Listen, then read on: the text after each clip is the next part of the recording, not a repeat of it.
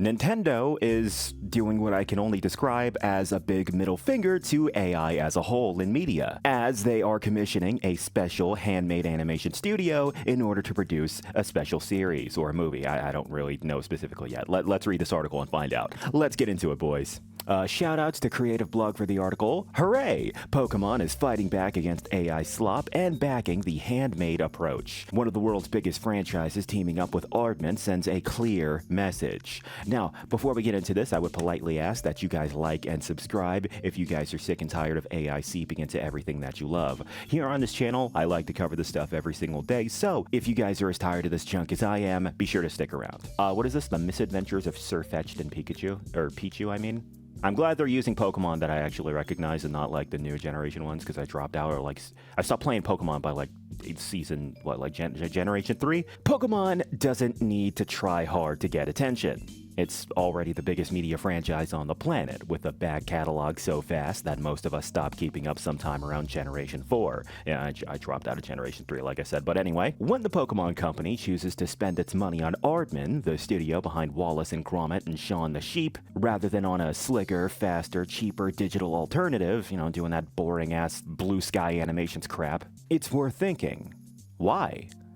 The answer, revealed this week at the Annecy International Animation Film Festival, comes in the form of Pokémon Tales, The Misadventures of Sirfetch'd and Pichu, a stop-motion series set in the Galar region due in 2027. It's a small, quirky, deliberately handmade thing from a company that could have gone in almost any direction it liked. And in 2026, that feels less like a stylistic choice and more like a statement about the way creative industries are going. And honestly, I could not agree more. But I'll get into that during my closing thoughts. In case you hadn't noticed, we're at a point where AI-generated imagery is cheap, fast, and everywhere. Yes, I have noticed, trust me. Most of it is awful. At its best, it's forgettable. And against that backdrop, a major studio using animators who carefully set everything up frame by frame isn't just a creative decision, it's a statement of principles. Pokemon is telling its audience loudly and clearly that some things are still worth doing the slow way. In the press materials, it's wonderful to hear Aardman's chief creative director Sarah Cox talking about bringing the vivid physicality of stop-frame animation into the Pokemon world, with a team creating a handcrafted spin celebrating the quirks and eccentricities of the characters.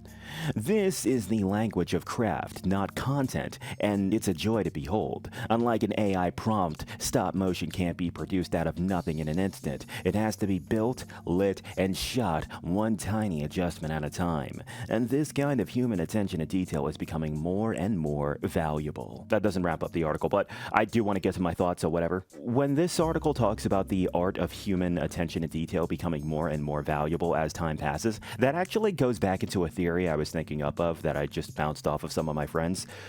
I was thinking that as time passes and as AI media continues to seep further and further into all media ecosystems, gaming, movies, animation, you name it, I'm thinking that eventually there are going to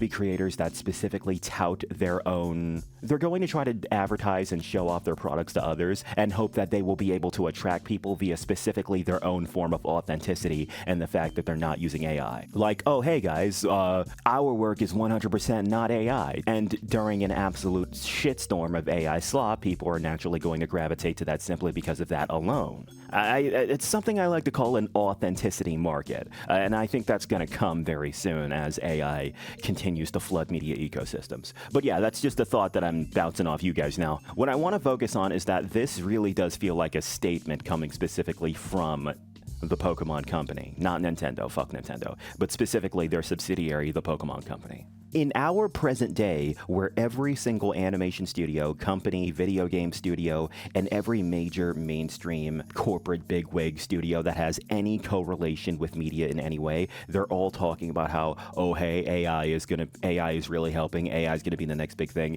AI is something that's gonna help us innovate, da da da da. In a world where all of these dumbass corpos are saying the exact same thing, the Pokemon Company made a conscious decision to commission a stop-motion animated studio for their work. They could have gone with any other studio. They could have done the exact same thing that all the other clowns are doing. But they chose this. I really can't see this as anything else aside from a statement and to stick it to AI Slop as a whole. So yeah, the Pokemon Company, they get my personal thumbs up. And I think the final passage of this article basically sums everything up perfectly. At a time when so much creative work is being automated by default, one of the planet's most valuable entertainment brands has chosen, very visibly, to do the opposite. 3 cheers to that. And yeah, I personally couldn't agree more. But yeah, that's gonna wrap this one up. Those are my thoughts. What are y'all's? Whatever it is, be sure to let me know in the comment section. This is Jack Talks Back, signing out. You guys have a good one. It's good to see some positive news for once.